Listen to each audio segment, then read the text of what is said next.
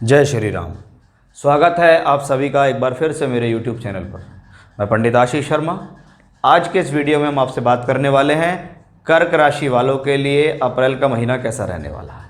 कर्क राशि यानी कुंडली के अंदर चंद्रमा 4 नंबर में बैठे हैं। आपका बोलता नाम कर्क राशि के आधार पर है, तो यह वीडियो आपके लिए, क्योंकि यह चंद्र राशि पर आधारित एक गोचरीय घटना है जिसको हम मासिक राशिफल बोलते हैं।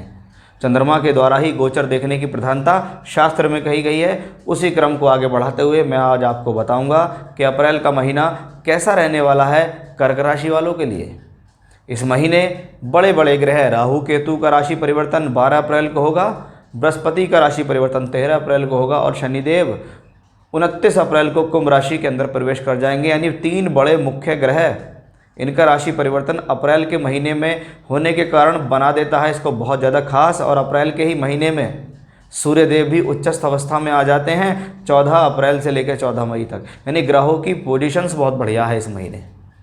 अब वो देखते हैं आपकी राशि से कहाँ किस भाव में चल रहे हैं, फल आपको आसानी से मिलेंगे, कष्टों से मिलेंगे, कैसे मिलने वाले हैं। आइए सबसे पहले हम बात करते हैं कि राहु केतु की पोजीशंस क्या कह रही हैं। कि राहु केतु अभी तक आपकी राशि से पंचम और एकादश भाव में ट्रांजिट कर रहे हैं।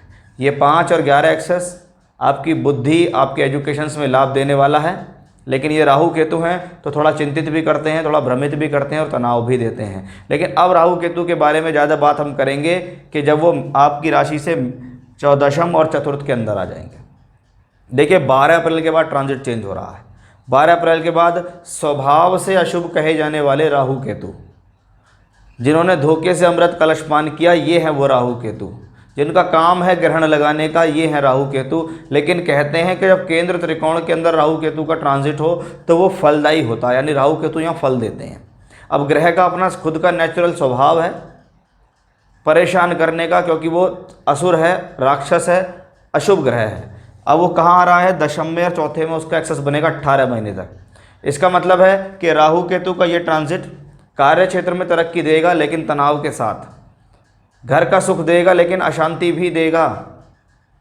कभी आपको लगेगा परिवार में बहुत अच्छा चल रहा है, कभी लगेगा एकदम से तनाव होगा। इसके बारे में मैंने विस्तृत वीडियो बनाया, आप मेरे चैनल पर जाके देख सकते हैं कि कर्क राशि वालों के लिए कैसा है राहु केतु का ट्रांजिट, कि 18 महीने तक ये राहु केतु क्या करेंगे यहाँ। लेकिन मोटे तौर पे देखें कि अप्रैल के महीने की हम बात कर रहे हैं तो प्लैनेटरी पोजीशन ठीक है, प्लैनेट यहाँ केंद्र के अंदर आ रहे हैं, तो राहु केतु आपके लिए अशुभ नहीं है। अब राहु केतु मंगल और शुक्र की राशियों पर भी निर्भर है, क्योंकि यहाँ पर मंगल की राशि है, यहाँ पर शुक्र की राशि है। अब ये मंगल शुक्र का योग राशि से 8वें घर के अंदर बना हुआ है, तो इस पर आप विशेष ध्यान दीजिएगा कि महीने के अंदर जैसे कर्क राशि के लिए मंगल योग कारक है। योग कारक ग्रह अकेला वो ग्रह जो केंद्र त्रिकोण दोनों के बेहतर फल दे सकता है। अकेला ये ग्रह राजयोग बना सकता है, तो वो कौन है, मंगल है। कहाँ चल रहा है, 8वें घर में। अष्टम भाव देरी का, डिले, परेशानियों से रिजल्ट देता है 8वां घर, अड़चनों से रिजल्ट देता है 8वां घर, किसी चीज़ को रोक देता है, किसी चीज़ के ऊपर प्रेशर लगा देता है। यहाँ से हम 8वां घर देखते हैं। तो राशि से अष्टम, और आपकी तो चंद्र राशि कर्क राशि है, आप तो बहुत जल्दी से गहराई में जाने वाले हैं। तनाव भी बहुत जल्दी आपको होता है, सोच विचार भी आपके बहुत जल्दी गहरे में पहुंच जाते हैं, चंचलता आपके स्वभाव में देखी जाती है। तो ये मंगल के साथ शुक्र की युति इस पूरे महीने यहीं रहने वाली है। शुक्र चतुर्थेश है। अब ऐसे में प्रॉपर्टी से संबंधित कार्यों के लिए अगर आप किसी प्रकार का जोर लगा रहे हैं कि मेरा ये काम हो जाए, तो ये प्लैनेट जब तक यहाँ रहेंगे तब तक उन चीज़ों में खिंचावट रखेगा, पॉसिबिलिटीज़ बना के रखेगा कि हाँ लाभ मिलेगा, प्रॉपर्टी से फ़ायदा मिलेगा, परिवार के अंदर अशांति रहेगी।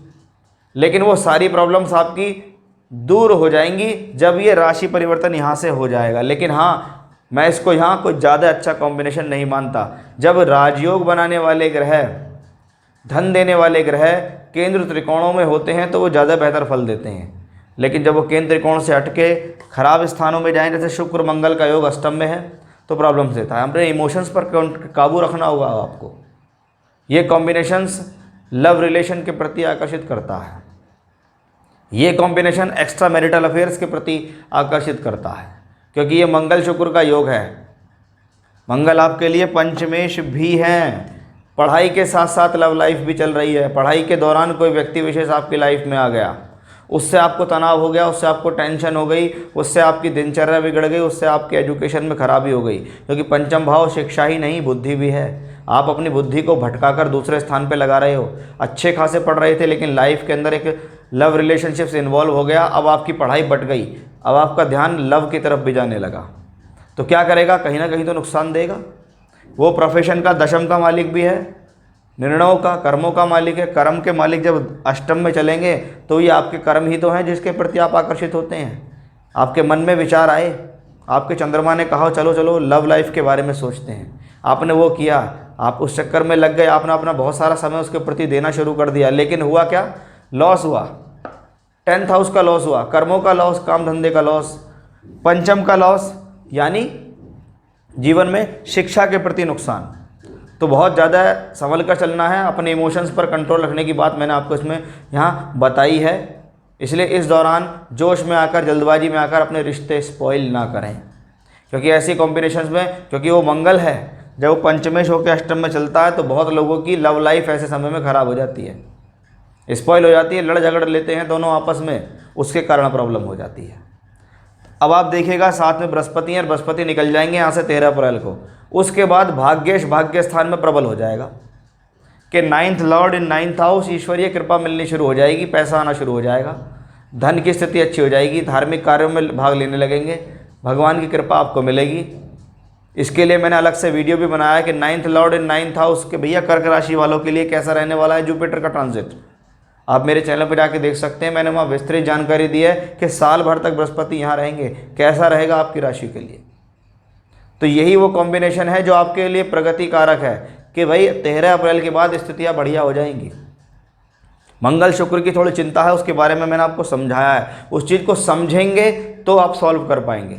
ज़रूरी नहीं है हर चीज़ का उपाय करना ज़रूरी है, अगर आपने वो बात समझ ली तो ये भी अपने आप में एक उपाय है। बात समझी नहीं, पूजा पाठ में इन्वॉल्व हो गए, पता आपको कुछ है नहीं कि हम किस चीज़ के लिए पूजा कर रहे हैं और आखिर क्यों कर रहे हैं।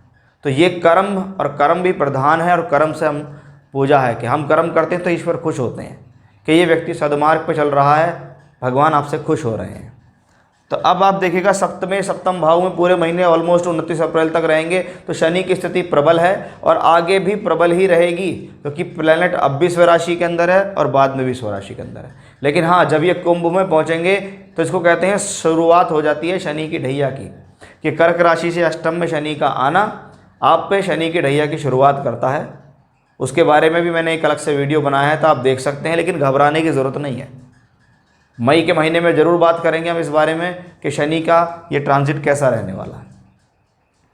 अब आप देखिएगा बुध आदित्य योग, बुध आदित्य योग कहाँ बन रहा है, राशि से 9वें में। बुध आपकी राशि के लिए अच्छा ग्रह नहीं है, क्योंकि ये 2 खराब स्थान का मालिक है, 3, 6, यानी 12वां और तीसरा घर बुध प्रधान राशि का है। बुध गोचर में नीच के होके चल रहे हैं, कहाँ, भाग्य स्थान में। अब ऐसी स्थितियों में मैंने भागा दौड़ी बहुत देखी है कि भाई ये बुध आपसे भागा दौड़ी बहुत कराता है, यात्रा बहुत कराएगा, छोटी छोटी यात्राओं में इन्वॉल्व रखता है, कभी कभी काम के सिलसिले में अचानक दूर जाना पड़ जाता है, वो इसी कॉम्बिनेशन से आता है।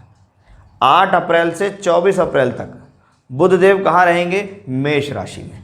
अब ये कर्म स्थान के अंदर आ गया कि भैया प्रोफेशनली अचानक से तबादला होना, ट्रांसफ़र के ऑर्डर आ जाना, काम में बदलाव होना, काम के लिए यात्रा बढ़ जाना, इसी कॉम्बिनेशन से आता है कि 8 अप्रैल से 24 अप्रैल तक बुधदेव यहाँ रहेंगे। 2 खराब भावों के मालिक जब दशम भाव में हो तो कार्य के लिए चिंता बढ़ाते हैं, यानी बुध की स्थिति आपके लिए उठापटक करने वाली होगी, काम में वर्कलोड बढ़ाने वाली होगी।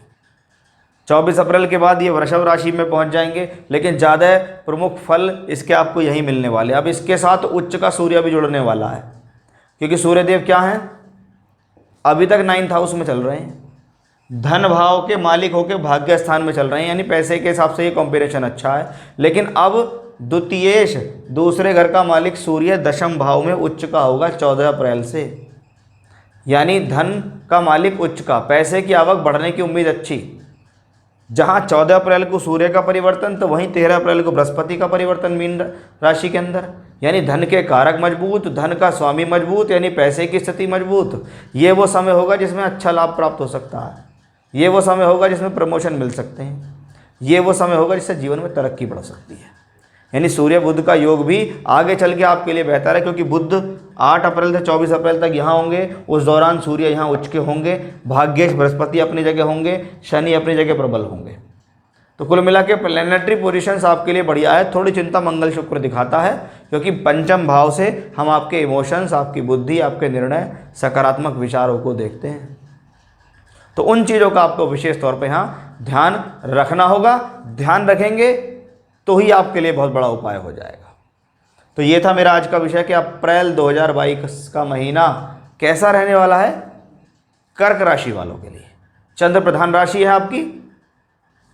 तो ये था मेरा आज का विषय। फिर से नए विषय के साथ आपके सामने हाजिर होऊंगा मैं। तब तक के लिए बने रहिएगा मेरे साथ। जय श्री राम।